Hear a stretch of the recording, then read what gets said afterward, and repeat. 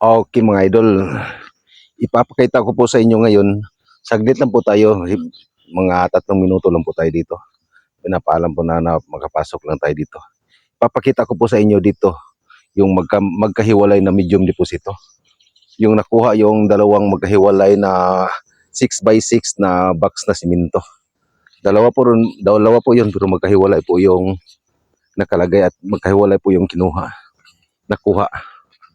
Dito sa bandang unang kinuha po nila yung isang box na 6x6 na simento dito po mga idolo, dito. Nandito po tayo sa isang ayan, kikita po nyo, gubat na po ito. At nandito po tayo sa gitna ng gubat. At dito ipapakita ko po sa inyo, dito po nakukuha yung unang box na 6x6 na simento. Dito, ayan. At dito sa kabila mga idol, dito po yung nakuha po yung pangalawa na box na simento. Yan. Saglit na po tayo dito. 3 minuto lang po na humingi tayo na makapasok lang tayo dito ng 3 minuto lang. At dyan po, nakikita po nyo dyan po yung nakalagay po yung parang marker po niya doon nakapatong. Doon po sila nagsimulang naglukit gamit po yung GPS 3D device po nila.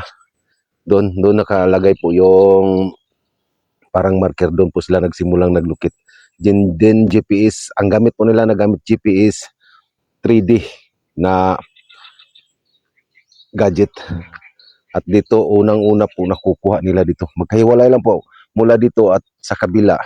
Nandyan lang po siya sa 60 meters mula dito yung isang box na 6x6 na simento dito po nakukuha. Then yung pangalawa, yung lang po nandun. Parang sa angle lang po niya, nandyan po sa angle po ng triangle mula sa marker po nila doon yung marker. Naka-triangle doon po sa may gitna po yung isa at saka dito. Parang naka-south, naka-north at saka south. Ano ba yan? North-south pa? West. Parang ganyan po.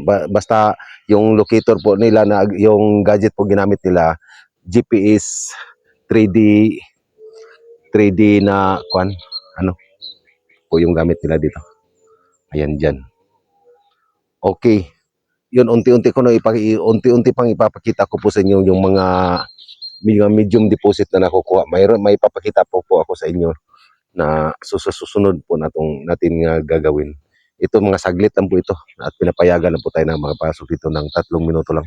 Okay, maraming salamat po mga idol. Na po sa ating YouTube channel, paki-subscribe naman po para ma-update po ninyo yung mga iba pa nating gagawin na exploration. Okay, maraming salamat po. God bless us all.